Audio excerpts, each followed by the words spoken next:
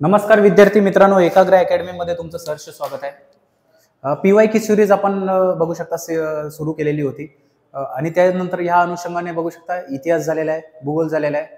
आज आपण पॉलिटी करायचं आहे आणि लक्षात ठेवा की STI 2016चा पेपर आणि ASO 2015चा पूर्व परीक्षेचा पेपर आपण डिस्कस करत आहोत। पॉलिटीमध्ये बघू शकता की त्या टाइमला 10 प्रश्नच यायचे। आता 2023 पासून कुठेतरी 15-15चा सेट येतोय, म्हणून कमी वेळेत बघू शकता जास्त आपण प्रश्न कव्हर करण्याचा प्रयत्न करू, म्हणजे हे 2 पेपर डायरेक्टली आपण संपवू आजच्या आजच। यस, नागरिकशास्त्राचा हे आहे पॉलिटी, कमी वेळेत आपण हे करू। आपल्याला माहित असेल की 60+ टार्गेट आहे, म्हणून तेच आहे। ज्या लोकांनी बघू शकता राज्यसेवा पूर्व परीक्षा जे आहे, राज्यसेवा पूर्व परीक्षा ज्यांची थोडं 19-20 झाला असेल स्कोरमध्ये, आपण एक्सपेक्टेड कट ऑफचा पण व्हिडिओ दिलेला आहे। त्या लोकांसाठी बघू शकता की एकाग्र अकॅडमी यशस्वी बॅच लॉन्च केलेली आहे। पूर्व मुख्य मुलाखत, सगळे सब्जेक्टचे मराठी माध्यमातून नोट्स असतील, इंग्लिशमध्ये असतील, ऑनलाईन ऑफलाईन दोन्ही मोडवर आहे। 17 ते 21 नोव्हेंबरमध्ये फ्री डेमो लेक्चर्स आहेत, म्हणून ज्यांना डेमो लेक्चर्स बघायचे ते ऑफलाईन सेंटरवर पण येऊ शकतात, बोरिवली आणि दादरमध्ये, तसेच ऑनलाईन पण अटेम्प्ट करू शकतात। मॉर्निंग इव्हिनिंग बॅचेसमध्ये आहे आणि मंडे टू सॅटर्डे सगळे अवेलेबल आहे आणि प्रत्येक संडेला वीकली टेस्ट होणार आहे। आणि सगळे जे डिस्क्रिप्टिव्ह पॅटर्नचं सर्व काय आहे ऑलरेडी बॅच लॉन्चिंगच्या व्हिडिओमध्ये हा सर्व एक्सप्लेन केलेला आहे, तो तुम्ही एकदा जाऊन बघा। तुम्हाला जर समाधान वाटलं तर तुम्ही डिरेक्टली या डेमो लेक्चर बसा आणि त्याच्यानंतर फायनल निर्णय घ्या। तर लक्षात ठेवा की 16वा आपण 10 प्रश्नाचा सेट आलेला होता। ASO 2015चा प्रश्न आहे, संविधान सभेबाबत खालीलपैकी कोणते विधान सत्य आहेत? ती प्रौढ मताधिकारावर आधारित नव्हती, ती प्रत्यक्ष निवडलेली संस्था होती। ब्रिटिश भारतात 292 जागा देण्यात आल्या होत्या, ती विविध समित्यांद्वारे कार्य करीत असे। मग आपल्याला हे जर बघू शकता योग्य उत्तर विचारले, ती प्रौढ मताधिकारी आधारित नव्हती। यस, असं हे ठरलं नव्हतं की 18 वर्षाचेच लोक मतदान करू शकतात, म्हणजे ऑप्शन क्रमांक A आन्सर असणार, म्हणजे ब क खोडा। 292 जागा देण्यात आल्या तर हे चुकीचं आहे, हे ऑप्शन क पण खोडा, कारण असं 292चा आपल्याला कुठेही उल्लेख दिसत नाही। ती प्रत्यक्ष निवडलेली संस्था होती, प्रत्यक्ष नव्हती। प्रत्यक्ष म्हणजे डायरेक्टली इलेक्टेड बॉडी नव्हती, लोकांकडून काही लोकांकडून सावकार आणि यांच्याकडून निवडलेली बॉडी होती, म्हणून हा पण रॉंग येणार, म्हणजे एकच ऑप्शन राहतोय अ आणि ड इज द राईट वन। त्या टाइमला काल पण सांगितलं की भूगोलचा कसा सेट अवघड आलेला, थोडाफार पॉलिटीमध्ये पण मिक्स ट्रेंड आपल्याला पाहायला भेटतो। गट क मध्ये पॉलिटी बघितला, पूर्व परीक्षा 2024ला झाली, सोपा आलेला। गट ब मध्ये पण पॉलिटी बघितला, सोपा आलेला। राज्यसेवा 2024 मध्ये पण पॉलिटी सोपा आलेला, पण राज्यसेवा पूर्व परीक्षा 2025 जी 9 नोव्हेंबरला झाली याच आठवड्यात बघू शकता तो पॉलिटी कुठंतरी फॅक्च्युअल डेटा गेला आणि 15 पैकी जास्तीत जास्त 60 ते 10 प्रश्न मॅक्झिमम लोकांनी राईट सोडवलेले आहेत। आणि ज्यांचा चांगला अभ्यास आहे आणि भरपूर थोडं पकड आहे मेन्सवर पण, त्यांना 12-13 प्रश्नांवर गेलेत। पण पॉलिटीचा मिक्स ट्रेंड बघायला भेटतोय आणि कंबाईनच्या गट ब गट क मध्ये पण असाच ट्रेंड आपल्याला मिक्स बघायला भेटू शकतो, कारण लेंथी प्रश्न विचारण्याचा आता आयोगाने राज्यसेवेमधनं जरी दाखवून दिलंय, थोडाफार जरी लेवल जरी वेगळा असला पण कंबाईनमध्ये थोडंफार तरी झलक आपल्याला भेटायला बघेल असं अपेक्षा आहे। मग त्यासाठीच आपण काय करायचं आहे की या वीकमध्ये जर आपण 2015 पर्यंत पोहोचलोय PYQ मध्ये, पुढच्या वीकपासून 2020 ते 24च्या मेन्सचे पण आपण प्रश्नपत्रिका ह्या सिरीजमध्ये सुरू करू, म्हणजे ते पण तयारी होईल आणि डायरेक्टली आपण एकदम पूर्ण फुल फ्लेज तयारीने 21 डिसेंबर आणि 4 जानेवारीच्या परीक्षेला जाऊ। चला नेक्स्ट प्रश्न, खालील विधानापैकी कोणते बरोबर नाही? राज्याचे कार्यकारी अधिकार राज्यपालाच्या ठायी निहित असेल, मुख्यमंत्री राज्यपालाकडून नियुक्त केला जाईल आणि इतर मंत्री राज्यपालाकडून मुख्यमंत्रीच्या सल्ल्यानुसार नियुक्त केले जातील आणि मुख्यमंत्रीची मर्जी असेपर्यंत तो मंत्री अधिकार धारण करेल, हे चुकीचं आहे आणि हे चुकीचं आहे, बरोबर नाही विचारलंय, म्हणजे आन्सर विल बी दिस। बाकी हे बघू शकता राज्याचे कार्यकारी अधिकार राज्यपालाच्या ठायी निहित आहे, 100% राईट आहे।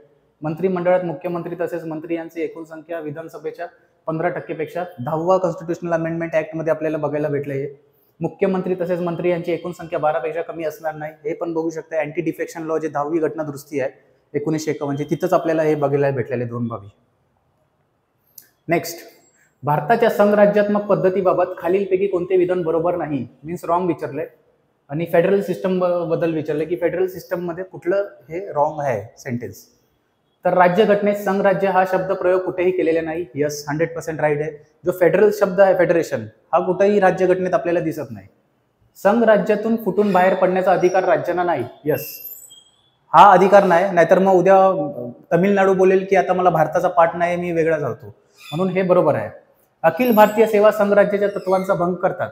यस, हे पण आहे। ऑल इंडिया सर्व्हिस हे करतात, म्हणजे ते भंग करतात ऍक्च्युली, कारण जर समजा ऑल इंडिया सर्व्हिसमध्ये IPS IAS ऑफिसर निवडले जात आहेत, पण त्यांना केडर जे आहे सेंट्रल गव्हर्नमेंटने डिसाईड करते. पण जर संघ राज्याचं हे जे आहे ते कसं असतं की प्रत्येक राज्यांनी वेगवेगळं हे, जसं युनायटेड नेशन्समध्ये आहे की प्रत्येक त्यांच्या राज्याची वेगवेगळी घटना आहेत आणि पूर्ण युनायटेड स्टेट ऑफ अमेरिकाची वेगळी घटना आहे. त्या हिशोबानं फेडरल सिस्टम वर्क करते. म्हणून अखिल भारतीय सेवा संघ राज्याच्या तत्वाचा भंग करतात 100% राईट आहे.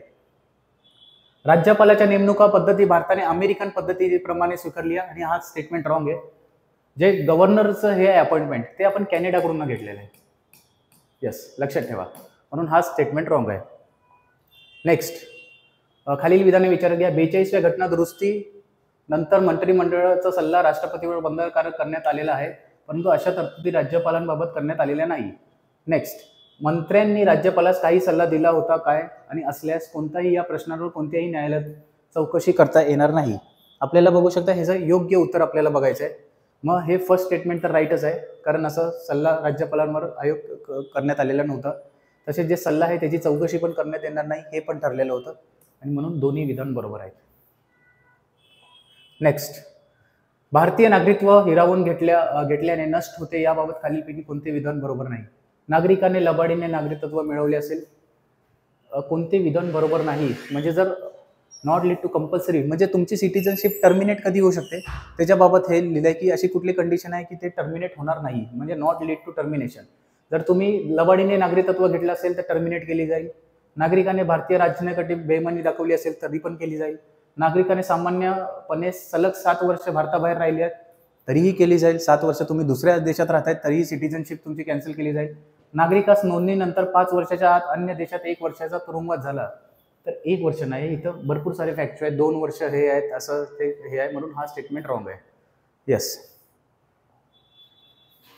निवडणूक संबंधी राज्यघटनेतील तरतुदीबाबत जोड्या. कलम आणि तरतूद 325, 26, 27, 29. 324 जो कलम आहे इलेक्शन कमिशन रिलेटेड आहे. मग आता त्याचे पुढचे कलम डायरेक्टली विचारलेत. आता आपल्याला लक्षात ठेवायचे की 329 काय आहे. 329 आहे मतदारसंघाचे परिसंबंध, म्हणजे डेलिमिटेशन ऑफ कॉन्स्टिट्युएन्सी. 300 डीचं 2 असणार.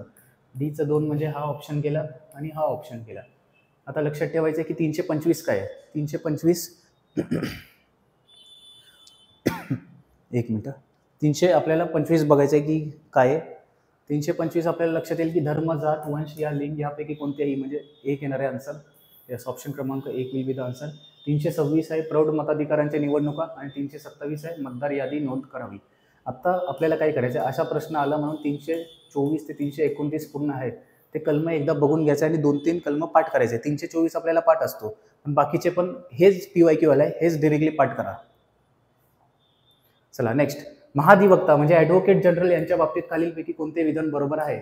सर्वोच्च न्यायालयाचे न्यायाधीश म्हणून नियुक्ती होण्यास जी व्यक्ती अर्हता प्राप्त असेल अशी व्यक्तीस नेमता येईल. सर्वोच्च न्यायालयाच्या न्यायाधीश म्हणून उच्च न्यायालयाचा विचार घेऊन राज्यपाल नियुक्त करतात. तो राज्याचा प्रथम कायदेविषयक अधिकार असतो. यस. त्याच्या मतदानाचा अधिकार नाहीये. राज्यपाल उच्च न्यायालयाचा विचार घेऊन असं काहीच नाहीये. आणि इथं सर्वोच्च न्यायालयाने हायकोर्ट येणार. हायकोर्टमध्ये न्यायाधीश बनण्याच्या एलिजिबिलिटी जर असेल त्या माणसाची, त्या माणसाला बघू शकता की ॲडव्होकेट जनरल ऑफ स्टेट महाधिवक्ता म्हणून नियुक्त केले जाते, आणि त्यालाच आपण first law officer of the state बोलतो. नेक्स्ट, पंचायत राज्याच्या क्षेत्रात 73व्या घटना दुरुस्तीद्वारे खालीलपैकी कोणती तरतूद सुचवलेली नाही विचारल्या. महिला उमेदवारांना सर्व स्तरावर 1/3 आरक्षण. यस, 33% आहे. राज्याचे वित्त आयोगाची स्थापना. यस. निर्वाचित पदाधिकाऱ्यांना जर 2 पेक्षा जास्त अपत्य असतील तर ते आपल्या पदावर राहण्याचा पात्र. हे नाही आहे आणि हेच आन्सर आहे. 2 पेक्षा जास्त जर मुलं असतील तर ते राजीनामा घेतला जाईल, असं काही नाही. स्टेट टू स्टेट हे वेगळं त्यांना अधिकार देण्यात आला आहे की कुठल्या राज्याला कसा करायचा आहे.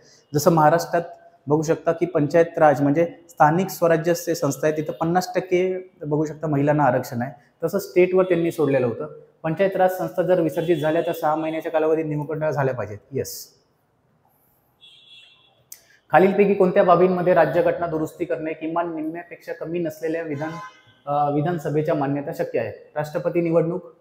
यस. घटक राज्यांच्या संसदेतील प्रतिनिधित्व. यस. म्हणजे असं कॉन्स्टिट्युशनल घटना दुरुस्ती की जिथं निम्म्यापेक्षा जास्त राज्यांची पण आपल्याला बघू शकता कन्सेंट ऑफ द स्टेट लागतं. मग अशा कुठलं आहे. संविधानाच्या 7व्या परिशिष्टीत 100% जे कॉन्करंट लिस्ट, स्टेट लिस्ट आणि युनियन लिस्ट आहे त्याच्यामधलं. राज्याची विधान परिषद रद्द करणे हा बघू शकता सेंट्रल आणि फक्त नॉर्मल त्या राज्याच्या विधानसभेवरच डिपेंड आहे. म्हणून अ ब क is the right answer. Yes. Next, खालीलपैकी कोणते विधान बरोबर नाहीत? पुन्हा एकदा बघू शकता. पॉलिटी पण भरपूर डिफिकल्ट आहे आणि डिफिकल्ट नाही आहे, पण टेक्निकॅलिटीज आपल्याला त्या एका तासात ते प्रश्न बरोबर सोडवता आले पाहिजेत. रॉंग म्हणजे बरोबर नाहीत म्हणजे रॉंग विचारलंय. ग्रामसेवकाची नियुक्ती मुख्य कार्यकारी अधिकाऱ्याकडून केली जाते. यस, हे जर राईटच आहे. ग्रामसेवक हा ग्रामपंचायतीचा सचिव असतो. 100% राईट. ग्रामसेवक हा ग्रामसभेचा सचिव म्हणूनही काम करतो. यस. त्यांनी वेतन ग्रामपंचायतकडून दिले जाते. हे चुकीचं आहे. तो ग्रामपंचायतीचा नोकर असतो. नाही, ग्रामपंचायतीचा नोकर नसतो, राज्य शासनाचा असतो. ड आणि ई. यस, ऑप्शन क्रमांक 4 इज द राईट आन्सर. आता बघू शकता 2016 जो STI आला तो पेपर आपल्याला डिस्कस करायचा आहे. हा थोडाफार पॅटर्न मागच्या 2015 पेक्षा थोडा सोपा होता. भारतीय राज्यघटनेने निश्चित केलेल्या राज्य विधानसभेची जास्तीत जास्त सभासदांची संख्या किती असावी? 550, 250, 100, 500. तर विधानसभा लिहिलंय आणि विधानसभामध्ये मॅक्झिमम आहे 500चा कॅप लावण्यात आलाय. लक्षात ठेवा. पुन्हा एकदा फुलटॉस प्रश्न. मूलभूत हक आणि कलम कायद्यासमोर समानता. आर्टिकल 14 कलम 14 म्हणजे ए चा 2 एकच ऑप्शनमध्ये झाला. बघू शकता असे प्रश्न आलेले होते, हे डायरेक्टली सुटतात. जीवित आणि व्यक्तिगत स्वातंत्र्याचे रक्षण कलम 21. धार्मिक स्वातंत्र्य कलम 25. शैक्षणिक संस्थांमध्ये धार्मिक शिक्षण कलम 28.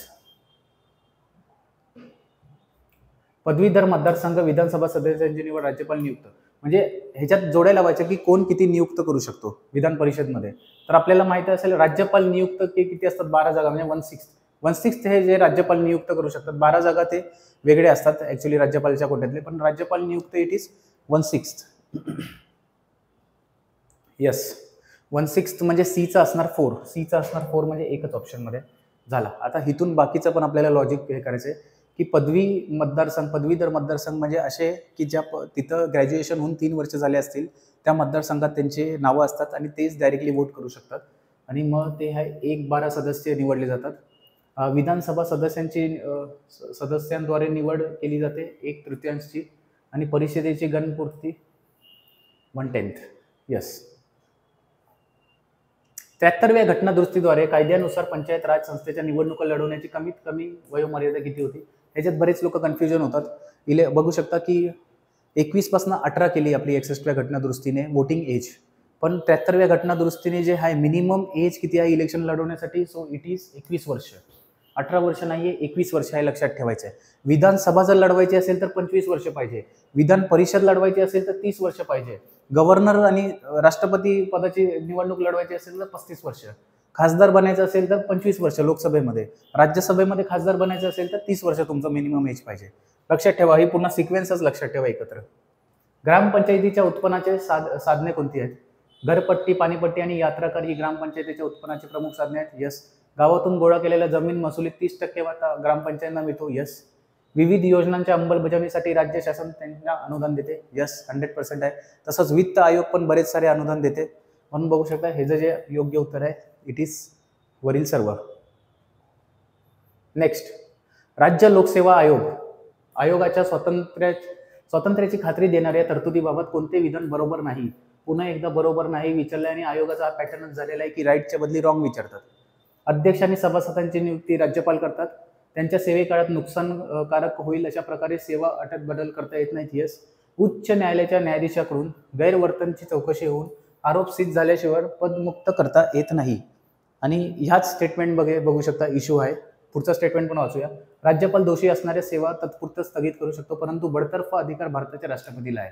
यस, म्हणून जे हे आहे उच्च न्यायालयाच्या न्यायाधीशाकडून गैरवर्तन नाही तर सुप्रीम कोर्ट आहे त्याच्यावर डिस्कस करणार आणि त्याच्या अंतर्गतच हे त्यांना बघू शकता पदावरनं काढून देण्यात येईल. नेक्स्ट, 42व्या घटनादुरुस्तीद्वारे संविधानाचे मूलभूत कर्तव्य समाविष्ट करण्यात आले. Yes, article 51A. 86व्या घटनादुरुस्तीद्वारे संविधानाने 11वे कर्तव्य समाविष्ट करण्यात आले. यस, 86वी घटनादुरुस्तीने जे 11th फंडामेंटल ड्युटीज आहेत, जे शिक्षणाचा आपल्याला अधिकार भेटतो, ती ऍड करण्यात आली. म्हणजे दोन्ही विधान बरोबर आहेत. भारतीय संघराज्यातील राज्य व त्यांचे स्थापना वर्ष आपल्याला विचारले आहे. राज्य दिलेले आहे आणि स्थापना वर्ष दिलेले आहे. नागालँड, मणिपूर, गोवा, झारखंड 2000, 1987, 72 आणि 63. लक्षात ठेवा झारखंड रिसेंटली झालेला आहे 2000 मध्ये, कारण तो बिहार राज्य होता आणि बिहारमधनं वेगळा करून झारखंड केलेला आहे. म्हणजे आपले जे फेमस क्रिकेटर आहेत महेंद्रसिंग धोनी, ते झारखंडला बिलॉंग करतात, पण पूर्वी तेच राज्य बिहारमध्ये लागायचं, लक्षात ठेवा. आणि बिहारमधनं 2000ला कुठेतरी झारखंड वेगळा झाला. म्हणजे डीचा वन बघू शकता एकच ऑप्शनमध्ये आहे, and that is the answer. म्हणजे नागालँड 1963ला बनण्यात आलं, मणिपूर 1972, गोवा आपल्याला माहिती आहे 1987ला बघू राज्याचा दर्जा भेटला. गोवा त्या पहिले बघू शकता की केंद्रशासित प्रदेश म्हणून हे होता, आणि त्याच्यापूर्वी पण पोर्तुगीजकडे होता गोवा. नेक्स्ट, अयोग्य विधान ओळखा. पुन्हा एकदा अयोग्य विचारले म्हणजे रॉंग स्टेटमेंट आपल्याला ओळखायचे काय आहे. सर्वोच्च न्यायालयाप्रमाणे प्रत्येक उच्च न्यायालय सुद्धा अभिलेख आहे, म्हणजे कोर्ट ऑफ रेकॉर्ड आहे. यस, 100% आहे. कोर्ट ऑफ रेकॉर्डचा अर्थ काय? जर सुप्रीम कोर्टने कुठला तरी समजा निर्णय दिला असेल, तर तोच डायरेक्टली अगर सेम केस आला, सेम केस आणि सिच्युएशन आली, तर डिरेक्टली आपण त्या केसचा लॉज बनवून डिरेक्टली तेच जजमेंट आपण पास करू शकतो. That is court of law. उच्च न्यायालयाचे न्यायाधीश हे भारताचे नागरिक असू शकतात नाही, असलेच पाहिजे. म्हणून हा स्टेटमेंट रॉंग आहे. जर उच्च न्यायालयाचा न्यायाधीश बनायचं असेल तर आपल्याला सर्वात पहिले आहे की सिटिझनशिप ऑफ इंडिया तुम्हाला लागणारच आहे. प्रत्येक उच्च न्यायालयाचे त्यांच्या कर्मचारी वर्गापासून पूर्ण नियंत्रण असते. यस. उच्च न्यायालयाच्या मुख्य न्यायाधीशांची नियुक्ती राष्ट्रपती हे भारताच्या मुख्य न्यायाधीशाचा सल्ला मसलत करून करतात, म्हणजे कॉलेजियम बोलतात. कॉलेजियमद्वारे बघू शकता त्यांची नियुक्ती होते. खालील विधाने विचारात घ्या. महाराष्ट्र राज्य निवडणूक आयोगाची स्थापना एप्रिल 1994 मध्ये करण्यात आली. Yes, it is right. राज्य विधानसभेचे तसेच स्थानिक स्वराज्य संस्थेच्या निवडणुका घेणे हे राज्य निवडणूक आयोगाचे मुख्य कार्य आहे. राज्य विधानसभा तसेच स्थानिक स्वराज्य जे आहे संस्था, त्याचं बघू शकता हे सेंट्रल इलेक्शन कमिशन त्याचं निवडणूक घेते. म्हणून हा प्रश्न म्हणजे हा स्टेटमेंट रॉंग आहे. म्हणजे बरोबर विचारले फक्त अ. यस, फक्त अ बरोबर आहे. आणि आपल्याला माहीतच असेल की राज्यसेवा 2026 पुढच्या वर्षी 31 मे रोजी होणार आहे. त्यासाठी यशस्वी बॅच जी आपण एकाग्र अकॅडमीने लॉन्च केलेली आहे, ऑनलाईन ऑफलाईन दोन्ही पद्धतीने, पूर्व, मुख्य आणि मुलाखत या तिन्ही वेनी ती बघू शकता की लॉन्च झालेली आहे. सगळ्या सब्जेक्टचे नोट्स आहेत जे मराठी इंग्लिशमध्ये भेटतील. 17 ते 21 नोव्हेंबरमध्ये फ्री डेमो लेक्चर्स आहेत, तुम्ही डिरेक्टली ऑनलाईन ऑफलाईन बघू शकता. तसेच मॉर्निंग आणि इव्हिनिंग बॅच चालणार आहे. म्हणून जे लोक इंटरेस्टेड असतील ते डिरेक्टली तुम्ही येऊन घेऊ शकता. आणि आजच्या लेक्चरला आपण इथंच थांबूया. जय हिंद, जय महाराष्ट्र.